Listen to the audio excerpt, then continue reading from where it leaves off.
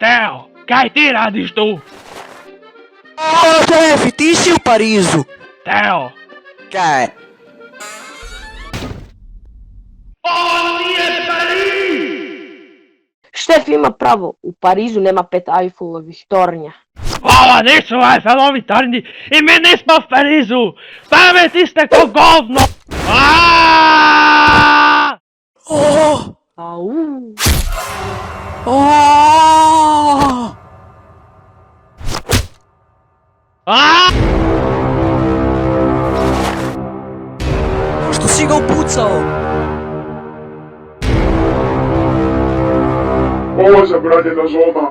Ko mi je upucao pomoćnika i zašto si me pogodio radijom? Sad si gotov.